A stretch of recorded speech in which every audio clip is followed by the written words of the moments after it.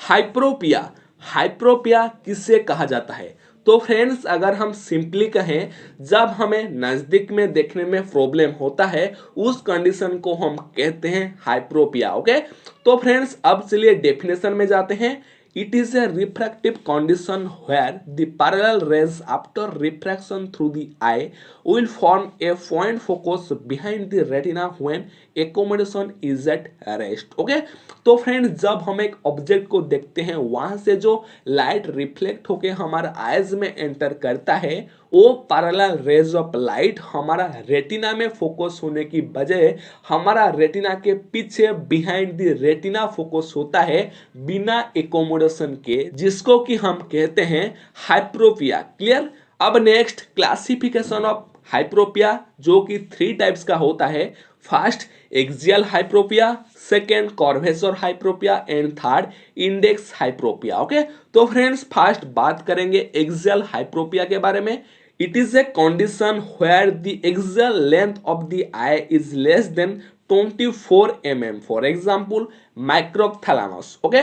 तो फ्रेंड्स इसका मतलब क्या है ना, हमारा आई में एक्सियल लेंथ डिक्रीज हो जाने के वजह से parallel raise of light retina के ऊपर फोकस होने के बजाय रेटिना के पीछे फोकस होता है, जिसको कि हम कहते हैं एक्सियल हाइप्रोपिया। ओके, तो फ्रेंड्स एक्सियल हाइप्रोपिया में जो एक्सियल लेंथ है वो लेस देन 24 mm हो जाता है। For example microphthalmos. ओके, अब next curvature hyperopia. It is due to change in corneal curvature और change in curvature crystalline lens. For example cornea plana. Okay, तो फ्रेंड्स इसका मतलब क्या है ना, हमारा आइज का जो लेंस एंड कॉर्निया है उनका कॉर्वेचर में डिक्रीज हो जाने के वजह से जो हमारा parallel raise of light retina के ऊपर फोकस होना चाहिए और रेटिना के पीछे फोकस होता है, जिसको कि हम कहते हैं curvature hyperopia. For example cornea plana. अब next index हाइप्रोपिया।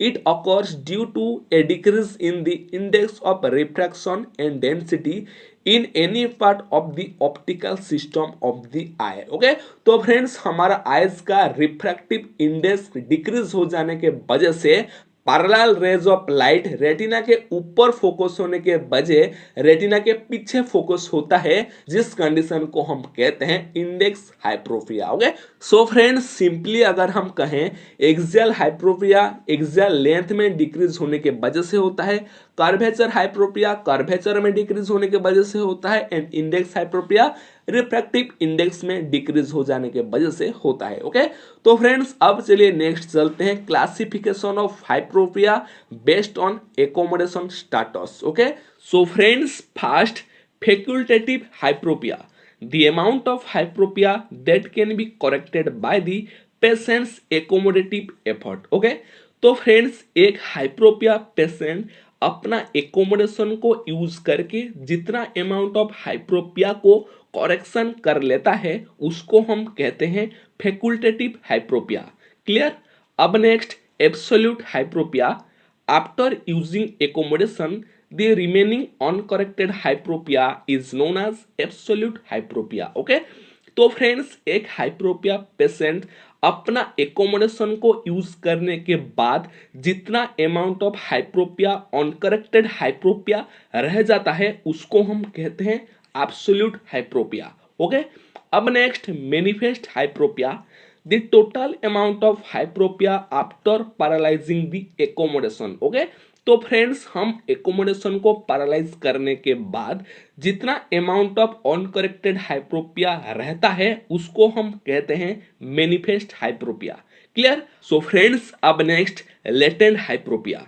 The amount of the hyperopia is corrected by the tone of ciliary muscle. Okay, तो फ्रेंड्स सिलियरी मसल के एक्टिव होने के वजह से सिलियरी मसल के द्वारा जितना अमाउंट ऑफ हाइप्रोपिया करेक्शन हो जाता है उसको हम कहते हैं लेटेंट हाइप्रोपिया। ओके, अब नेक्स्ट टोटल हाइप्रोपिया।